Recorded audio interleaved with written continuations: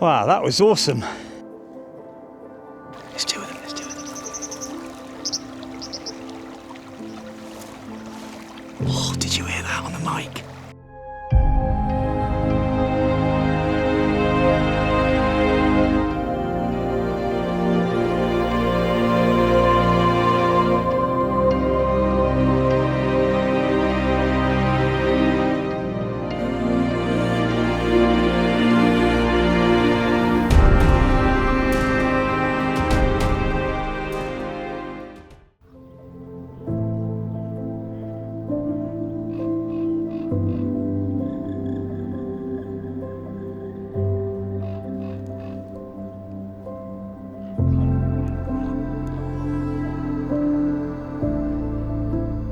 So welcome back to the channel, and today I'm out on a beautiful morning here, as you can see behind me, with the mountain backdrops, snow covered, beautiful still lake here which is partially frozen, and I've had my first mountain chickadee this morning, Stella Jay.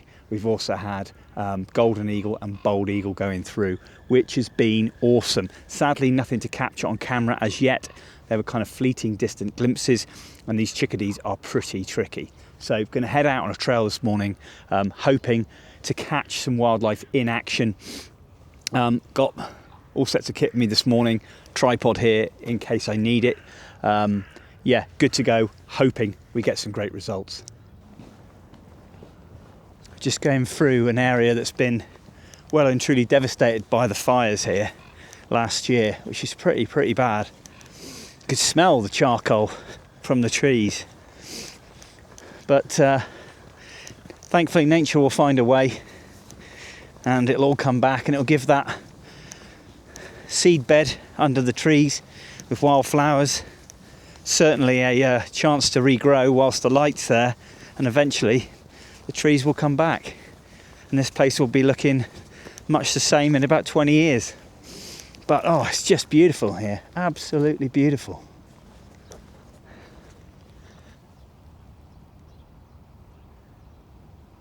So we've currently got a load of elk all settled up over the other side of the river, and they're all lying down. There's a mixture of female in there and also some stags as well.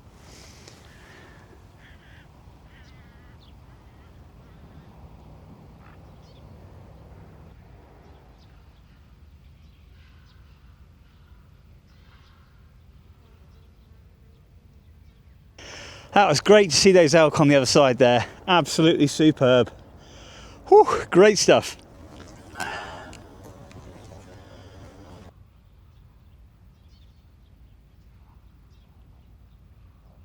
So I've just been saying about loons, and there was an artificial nesting platform on a small part of the lake, and I said that loons juveniles do hang around a little bit into November, and I saw a bird just up there and I thought it was like a cormorant, and it was a juvenile loon. Just coming up right in close, and it had a go at some of the duck and then off it went, but it was fantastic to see. So I managed to get a few little shots and a little bit of video of that young loon, and that young loon will eventually leave here when it freezes, but it's obviously making the most of the food that's still here, and that probably bred here this year and its offspring. So just here on its own, hopefully making its way south very soon.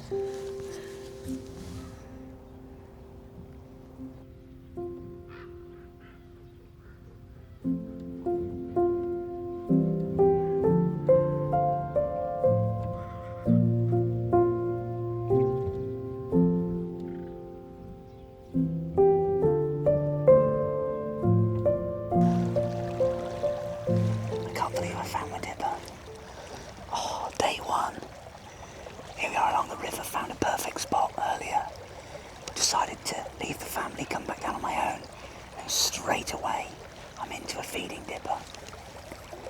Oh, amazing. Absolutely absolutely incredible. Oh, superb. What a hardy bird these are in these conditions up here. They're just incredible. Oh, it's just amazing, guys. To show you a couple of pictures I got, they're a bit distant.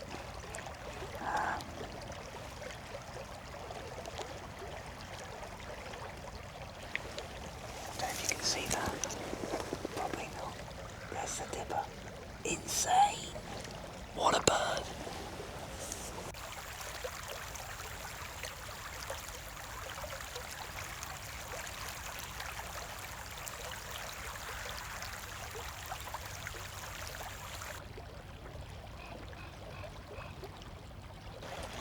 This is such a fantastic little bird, it really is. Ideally, I'd like to be a lot lower, guys, but I'm going to take what I can get here.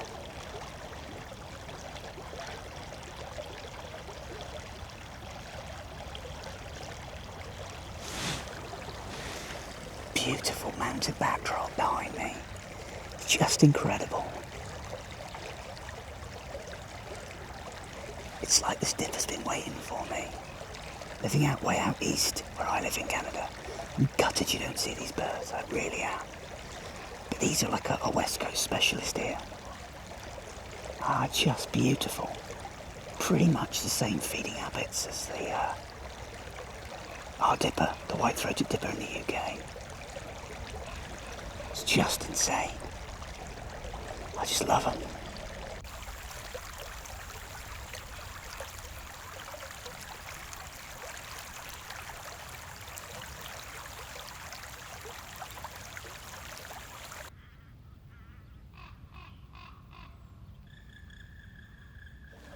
So guys, one flew away, and now we've got a second one back.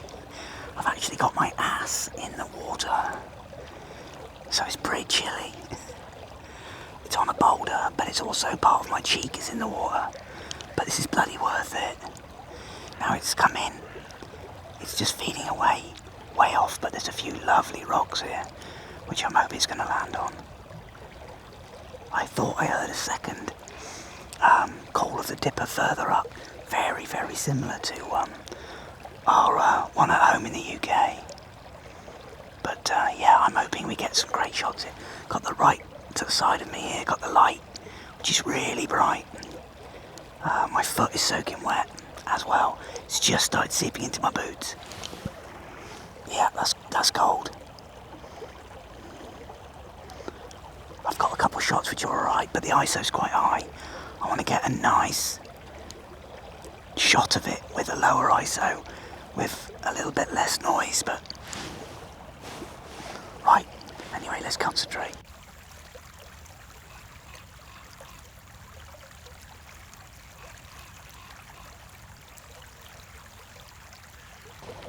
Oh, it's made my day, man, it really has. To be honest, I'm just pleased to see it, and I can make a few decent shots out of this. It's quite difficult because it's a dark bird. There's a lot of shadow under a bridge, and the boulders on one side. Got something creeping down my back as well at the moment. God knows what that is. Oh, I can see it far off. Right, it's coming back this way.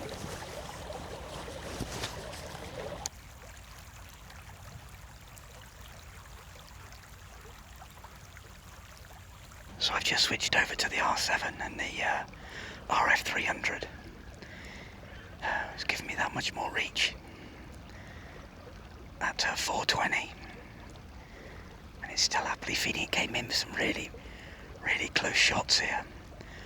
Almost too close full frame fillers. The light's going behind the clouds at the minute, so it's my ass is freezing, my foot is wet, and my wife's back in the cabin having a glass of wine. I know where I'd rather be. That's here on the river with the dippers, not a glass of wine.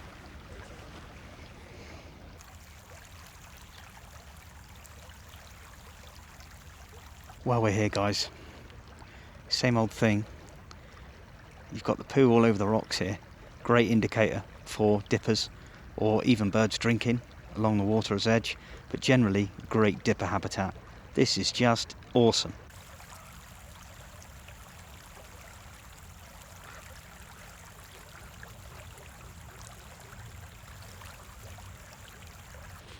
So that's 3 dippers now, guys. We've had 3 and had 2 in together and had a little bit of a chase thing going on.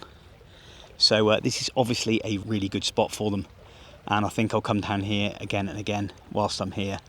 And I'm here in Jasper, so in Alberta, for 4 days. Then back on the train for a day and then heading to Vancouver for 3 days. And it's just been incredible so far, it really has. I've had bald eagle, golden eagle today. I've had immature loons, lots of duck.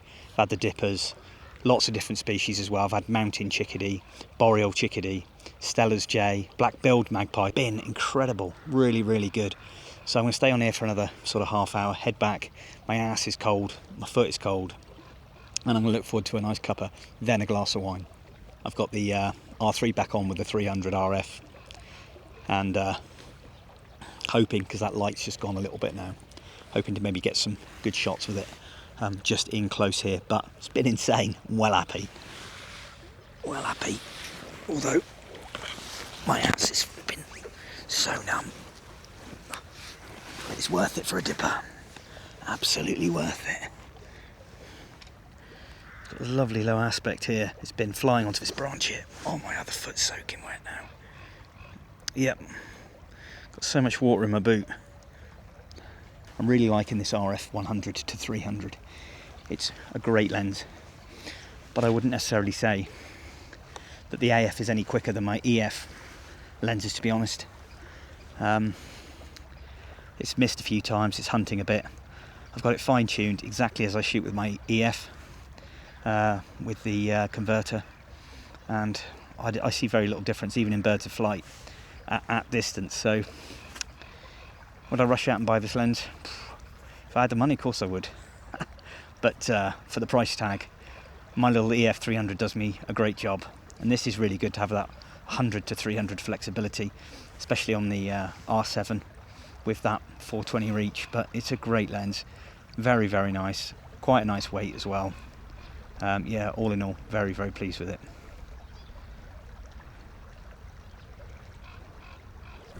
The water really is seeping into my boots now. I'm just hoping one of those dippers comes back, because I heard one that went straight back through, right past me. The other one was off over there, so I'm hoping a few more minutes they might be back.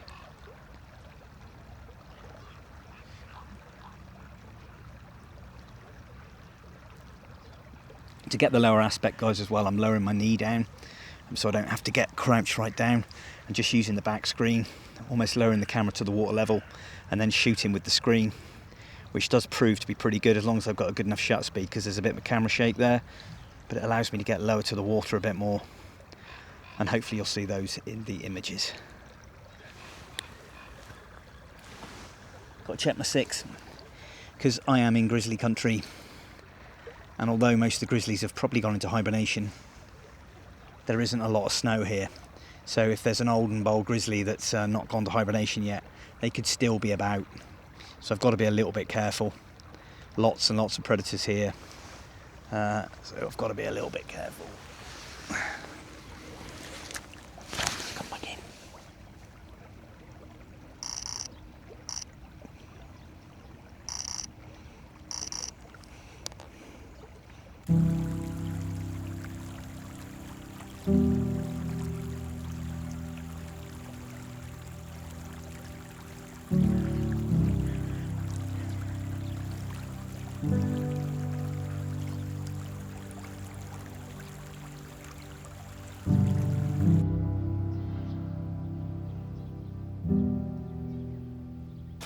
So guys, I've gone for the really low aspect now.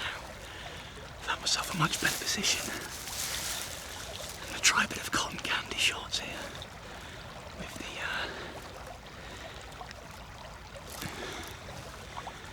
with a really low shot with a low shutter speed. I'm doing about 1/25 of a second, hoping to get that effect on the water if it comes. Oh, it's gorgeous.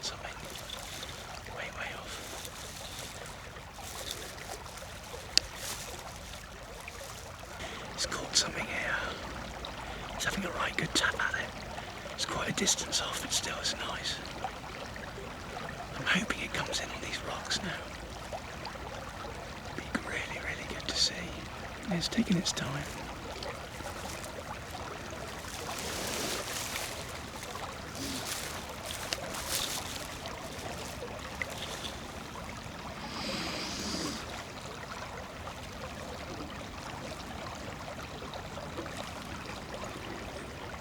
If it lands on this stick, I'll be well happy.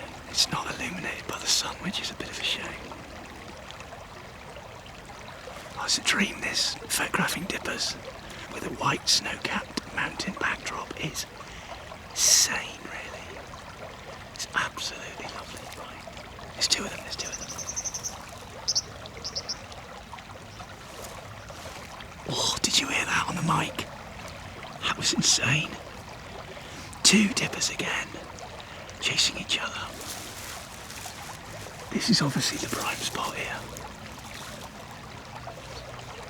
Oh, amazing.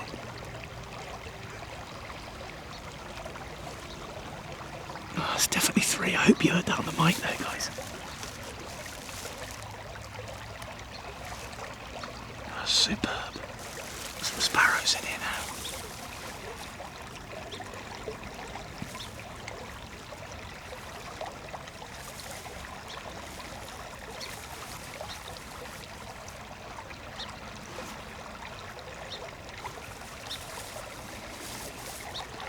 Got some song sparrows just kicking off.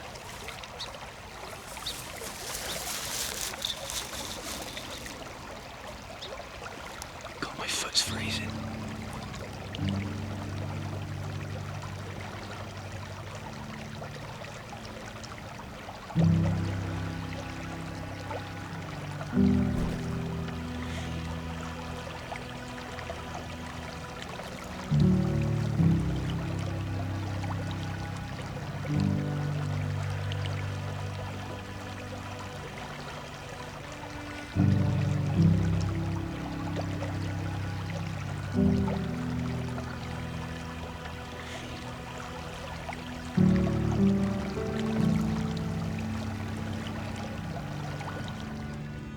Well guys, that was absolutely epic, spending that time with the American dipper there on the water. My feet are freezing, my ass is freezing, and it's starting to freeze. And just doing it with this beautiful place here with the mountains in the background, it's been just phenomenal. I said I was going to be half an hour, I've been gone for about 2.5 hours. So now time to head back for a nice cuppa and a nice bath and a nice glass of something. So thanks very much guys. More to come from the Alberta adventure very soon. So stay tuned, I'll see you soon.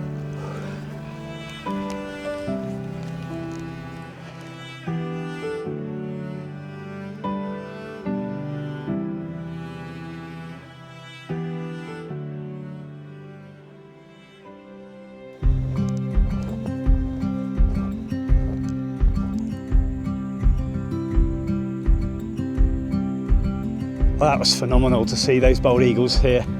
Distance, but who cares? That's just insane.